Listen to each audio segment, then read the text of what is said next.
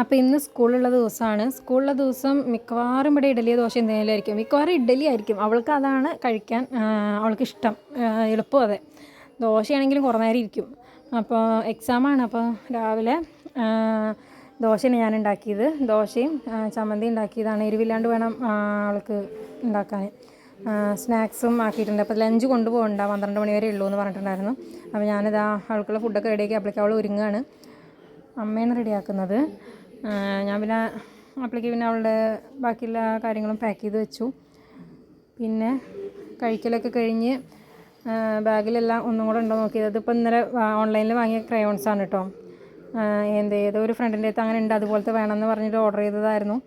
എന്തായാലും അതിപ്പോൾ ഇന്നലെയാണ് കിട്ടിയിട്ടുണ്ടായിരുന്നു. അപ്പോൾ അതും എടുത്ത് വെച്ചിരിക്കുന്നു. പിന്നെ അങ്ങനെ ലഞ്ച് വേണ്ട, അപ്പോൾ അതുകൊണ്ട് സ്നാക്സും വെള്ളവും മാത്രം മതി. പിന്നെ മുടി പിന്നെ മസ്റ്റാണ് അവൾക്ക്. മുടി 2 സൈഡ് കെട്ടിയേ പറ്റുള്ളൂ. അപ്പോഴേക്ക് ചെറിയ ആൾ എണീച്ചിട്ടുണ്ട്.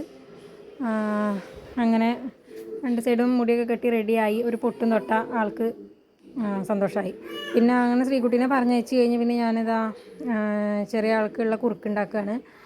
അമൃതം പൊടിയാണ് കേട്ടോ അത്. അമൃതം പൊടിയിൽ പനങ്കൽക്കണ്ടും അതുപോലെ ഞാൻ കുറച്ച് വെള്ളം കൂടിയാണ് ചേർത്തിട്ടാണ് മിക്സ് ചെയ്യാറുള്ളത്.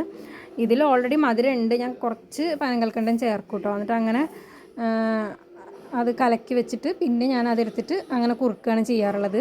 എനിക്കറിയില്ല എല്ലാവരും ഇങ്ങനെയാണ് ഉണ്ടാക്കാറുള്ളത്. ഇതാണോ ശരിയായ രീതി എന്നൊന്നും എനിക്കറിയില്ല. പക്ഷെ ഞാനിങ്ങനെ ഉണ്ടാക്കാറുള്ളത്. ഇങ്ങനെ കുറുകിയിട്ട് ഇങ്ങനെ കുറുക്ക് പരുവത്തിലാവും.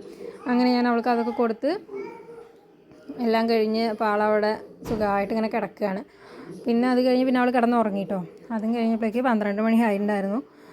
അപ്പോഴേക്ക് ശ്രീകുട്ടി വന്നു. അപ്പോൾ അത് ആൾ ഉറങ്ങി എണീച്ചിരിക്കുകയാണ്.